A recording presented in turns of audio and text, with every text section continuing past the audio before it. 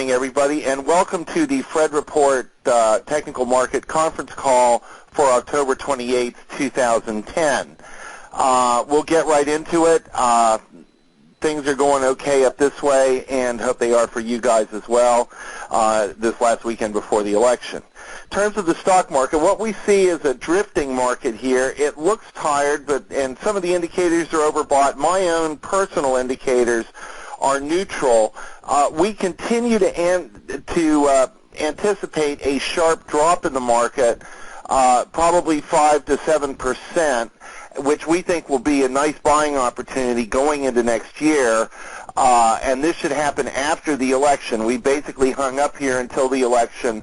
Obviously we remain intermediate-term bullish. In 1994, the market fell 5% and then rallied 35% in the next year after the Republicans took the House of Representatives. We obviously don't know if anything like that is going to happen, and we don't know if there's going to be a sell-off, but it would certainly be a way to resolve some of the overbought condition we see on the stochastics, and it is a catalyst where everyone could certainly sell. So, but I will say one thing, by the way, and there is an old Wall Street adage which has served me well, which is never short a dull market. And I wouldn't be trying to play the 5% drop. Rather, I would be waiting to deploy any cash we have if we get the drop. If we don't get the drop and we're stuck holding cash, how are we going to know that this thing is not going to drop? I'm going to use a benchmark of 120 to 122, two closes above that area on the spider. We note that the mid-cap and the Russell indexes, the MDY and the IWM, are also trading reasonably well. They're also right in this key resistance area. On the IWM, it's roughly 68 to roughly 72. On the mid-cap, on the MDY, we've actually broken through the equivalent of the 120 area. We've come back and tested it on the last decline. If the MDY were to start trading 152, 153, and do two closes there, we would probably become more aggressive there as well. We do think that next year is going to be a good year for stocks. We do think that gridlock is good for the market, but as we said, anyone who's looking to sell, there's a beautiful catalyst to do it. Let's turn our attention to the bond market here. The TLT has come down into the 99 area. We're right around 99.57. It's sort of coming down in waves, and we continue to look for the possibility of 96, 97 as a place where this bond market is going to stop going down. We're gratified that it is going down. This has obviously been a very hard market to short, and I think part of the reason for that is everybody and their grandmother is short this market.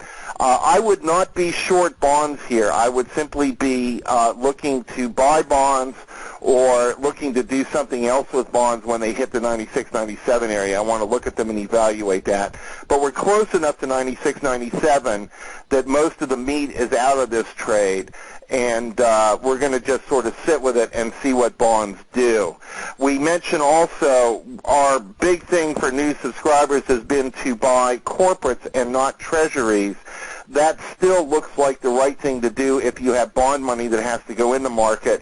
My rationale for that is corporates are falling less. In fact, they've fallen much less than treasuries, if I'm right. And if I'm wrong, corporates are probably going to play catch-up to treasuries.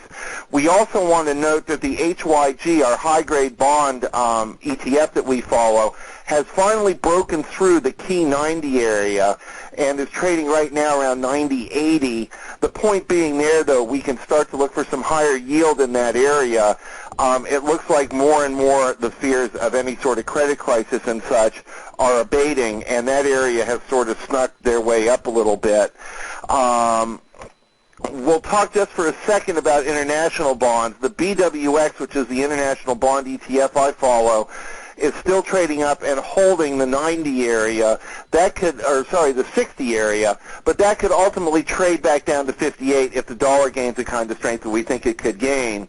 And we'll talk about the dollar now. We're going to go slightly out of order, but I did mention the dollar. First of all, the dollar index does look like it's putting in a short-term bottom here in this area with the idea that that index could trade up to 81. What we've been saying all year is the dollar is actually weaker than most people think, and certainly one of the weaker markets we follow. Rallies in this are likely to be inhispid and likely to fail, so I don't think I'd be a big short in the dollar or big long in the dollar rather and short the currencies here, simply because currencies have a tendency to trend much better than any other market we follow, and the trend on the dollar is still down. That said, though, it looks like 81 on the USDX. Should that occur, we could see the FXE trading back to the 133 area or so, which would be, down a little bit there as well. In terms of gold and commodities, these markets are actually trading a little stronger than we thought. The GLD did come back down and test that first support area, 128 area we were looking at. It looks like it may be trying to put in a bottoming formation here. We have a stochastic that's fallen all the way to the 24, 25 area. And gold is still one of our favorite markets longer term. We are still in the inflation camp. We are still suggesting that gold is going to work. So I would have a normal weighting in gold, but not an overweighting in it till we get a little bit more, shall we say, confidence in that. Looking at the oil market, oil does look like it's trying to hold and make a bottom here. The USO above 37, 37.50 would suggest that that is what's going on. Currently with the USO at 35, we could see that trade back to 33 on seasonal weakness here in the fall. If it were to do that, we would be looking at oil and oil stocks. We note that the broad commodity index we follow, the DBC, we thought was going to stop going up at 24, 25, and actually it's got a great pattern, and it still is at 25, with support now at 24 to 24.40. So these commodities may not get the kind of drop that we'd like to see going into fall for seasonal reasons, and I would have a normal weighting there looking to add to commodities and commodity-related stocks should that occur. We've had some questions about agriculturals. We're going to look at the JJG to talk about that for a minute, and that index is still up. That's an ETF that basically deals with grains. The index is up. It's near recent highs. Grains normally do fall off into the winter, and the way I would be playing that trend is through the agribusiness ETF, which is called MOO, M-O-O. That is trading better than JGG, although both are trading fairly well. So I guess the bottom line there is we would love to see a drop in those commodities. We are not strongly invested in them. We would have normal weightings. That remains our favorite sector of the market overall, and we remain inflation bulls.